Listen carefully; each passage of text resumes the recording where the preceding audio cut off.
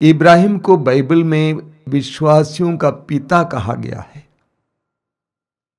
इब्राहिम को विश्वासियों का पिता कहा गया है क्योंकि इब्राहिम ने विश्वास किया और विश्वास का प्रमाण दिया। प्रभु की प्रतिज्ञाओं पर पूरी तरह से विश्वास किया, जरा भी संकोच नहीं किया, संशय नहीं किया। हमें रोमियों के पत्र के अध्याय 4 उसके वाक्य 18 में पढ़ने को मिलता है कि इब्राहिम ने निराशाजनक परिस्थिति में भी आशा रखकर विश्वास किया। इब्राहिम ने निराशाजनक परिस्थिति में भी आशा रखकर विश्वास किया। अगले वचन में अर्थात वचन 19 में हम पढ़ते हैं निराशाजनक परिस्थिति क्या थी। इब्राहिम बूढ़ा हो चला था और उनकी पत्नी बांझ थी। इस पर भी इब्राहिम ने विश्वास किया, जैसा कि ईश्वर ने प्रतिज्ञा की थी, मुझे एक संतान मिलेगी। और ईश्वर ने इब्राहिम के जीवन में इस विश्वास के कारण एक बहुत बड़ा चमत्कार किया। सोचिए, 100 साल की उम्र में किसी को संतान मिलना कितना बड़ा चमत्कार है। विश्वास में कितनी बड़ी शक्ति है, विश्वास कितना मूल्यवान है। पेतरुस अपने पहले पत्र की अध्याय 1 वाक्य 7 में कहते हैं, जिस तरह सोना आग में तपाया जाता है, उसी तरह हमारे विश्वास को विपत्ति और दुखों में परीक्षित किया जाना जरूरी है, क्योंकि हमारा विश्वास सोने से भी कितना मूल्यवान है। जो इस तरह विश्वास रखता है उसके बारे में रोमियों के पत्र की अध्याय 10 वाक्य 11 में लिखा हुआ है, जो उस पर विश्वास करता है उसे कभी लज्जित नहीं होना पड़ेगा। एक बहुत सशक्त वचन है। जो उस पर विश्वास करता है उससे कभी लज्जित नहीं होना पड़ेगा। जो प्रभु पर विश्वास करता है, प्रभु के वचनों को अपने जीवन में उतारता है, वचनों के अनुसार जीवन जीता है, वचन कहता है उसे कभी लज्जित नहीं होना पड़ेगा। दानियल के ग्रंथ के अध्याय 6 में हमें पढ़ने को मिलता है कि बाबुल के राजा दारा के दरबार में एक परदेशी गुलाम यहूदी रहता था जिसका नाम था दानियल। राजा दानियल को प्रेम करता था क्योंकि दानियल के अंदर पवित्र आत्मा, ईश्वर का आत्मा कार्य करता था। दानियल बुद्धिमान था, सद्गुणी था, लेकिन अन्य दरबारियों को दानियल से गुस्सा था, ईर्ष्या थी। वे चाहते थे कि किसी तरह दानियल का विनाश किया जाए, इसलिए उन्होंने राजा से एक आज्ञा निकलवाई। वो आज्ञा ये थी कि 40 दिन के लिए कोई भी मेरे राज्य में मुझे छोड़कर और किसी देवी देवता की आराधना नहीं करेगा। वे जानते थे कि दानियल अपने ईश्वर की आराधना करता था। राजाज्ञा निकली, इसके बावजूद दानियल अपने ईश्वर पर भरोसा रखता था, सच्चे ईश्वर की आराधना करता था। दरबारियों ने राजा से कहा कि महाराज, आपके ही दरबार में आपका मित्र दानियल आपकी आज्ञा का उल्लंघन कर रहा है। राजा को मजबूरन अपनी आज्ञा के अनुसार दानियल को भूखे सेंक के खड्ड में डालना पड़ा। हालांकि राजा नहीं चाहता था। दानियल को मालूम था कि ईश्वर पर विश्वास करने के कारण, ईश्वर सच्चे ईश्वर की आराधना करने के कारण मुझे भूखे सेंक के खड्ड में डाल दिया जाएगा। लेकिन दानियल ने समझौता नहीं किया। उसने अपने ईश्वर की आराधना की और दानियल भूखे सेंक के खड्ड में डाल दिया जाता है। उस रात को राजा सो नहीं पाया। बड़े सवेरे राजा पहुंच गए उस खड्ड के पास। ऊंची आवाज में पुकार कर पूछा कि दानियल, क्या जिस ईश्वर की तू सेवा कर रहा था उसने तुझे बचाया? दानियल की आवाज आई, महाराज युग युग जिए, मेरे ईश्वर ने दूतों को भेजकर सिंह के मुंह को बंद कर दिया। दानियल के विश्वास के लिए ईश्वर ने एक सुंदर चमत्कार किया। दानियल के विश्वास को ईश्वर ने टूटने नहीं दिया, दानियल को विचलित नहीं होने दिया, दानियल को लज्जित नहीं होने दिया। एक बहुत बड़ा चमत्कार किया। उससे भी बड़ा चमत्कार कि राजा ने राज्याज्ञा निकाली, अब से मेरे राज्य के सभी लोग दानियल के ईश्वर की आराधना करेंगे।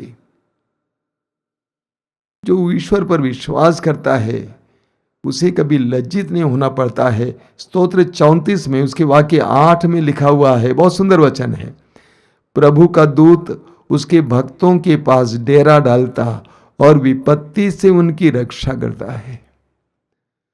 प्रभु के दूत उसके भक्तों के पास डेरा डालता और विपत्ति से उनकी रक्षा करता है। जैसे बड़े बड़े नेताओं के गार्ड होते हैं, सुरक्षाकर्मी होते हैं, जहां भी नेता रहेंगे उसके करीब सुरक्षाकर्मी रहेंगे राजा की सुरक्षा के लिए। उसी तरह वचन में लिखा हुआ है, प्रभु अपने दूतों को भक्तों के पास डेरा डलवाता है ताकि उनके जीवन में कोई विपत्ति ना आ जाए। हम पढ़ेंगे स्तोत्र 55 उसके वाक्य 23 में लिखा हुआ है कि धर्मियों को प्रभु कभी विचलित नहीं होने देते। धर्मियों को प्रभु कभी विचलित नहीं होने देते। स्तोत्र 37 उसके वाक्य 25 में एक बहुत जबरदस्त वचन है। वहां पे स्तोत्रकार कहता है, मैं जवान था बूढ़ा हो चला हूं, लेकिन मैंने कभी धर्मी को निस्सहाय और उसकी संतानों को भीख मांगते नहीं देखा है। मैं जवान था और अब मैं बूढ़ा हो चला हूं, लेकिन मैंने कभी धर्मी को निस्सहाय और उसकी संतानों को भीख मांगते नहीं देखा है। मेरे प्रिय भाई और बहनों, ईश्वर पर विश्वास करने वाले लोगों को कभी भी ईश्वर निस्सहाय नहीं छोड़ता है। ये मेरा अनुभव है, मैंने स्वयं परख कर देखा है, चख कर देखा है। और प्रभु उनके बच्चों के लिए प्रबंध करते हैं, कभी भी उनको भीख मांगने नहीं देते हैं। स्तोत्र 34 उसके वाक्य 20 में लिखा हुआ है, धर्मी विपत्ति से घिरे रहते हैं। वचन में लिखा हुआ है स्तोत्र 34 उसके वाक्य 20 में, धर्मी विपत्तियों से घिरा रहता है किंतु उन सब से प्रभु से छुड़ाता है। एक बहुत सुंदर उदाहरण है सुजन्ना का उदाहरण। दानियल के ग्रंथ की अध्याय 13 में हम सुजन्ना के बारे में पढ़ते हैं। सुजन्ना विवाहित थी, धनी थी, सुंदर थी, रूपवती थी, लेकिन ईश्वर की भक्त भी थी। ईश्वर के आदेश के अनुसार जीवन जीती थी। ईश्वर के आदेश के साथ कोई समझौता नहीं करती थी, इसलिए उसके ऊपर व्यभिचार का दोष लगाया गया। और उस समय संहिता के अनुसार जो व्यभिचार में पकड़ी जाती थी उन नारियों को पत्थरों से मार डाला जाता था। उसे मृत्यु की सजा भी सुनाई गई थी। अब ईश्वर को देखिए, ईश्वर अपने भक्तों को इस तरह विचलित नहीं होने देता है। वचन में लिखा हुआ है कि ईश्वर ने दानियल नामक एक युवक के अंदर अपना आत्मा उतारा। ईश्वर ने दानियल के अंदर अपना आत्मा उतारा और दानियल के द्वारा वो नारी बचाए गए मौत के मुंह से। जो उस पर विश्वास करता है उसे कभी लज्जित नहीं होना पड़ता है।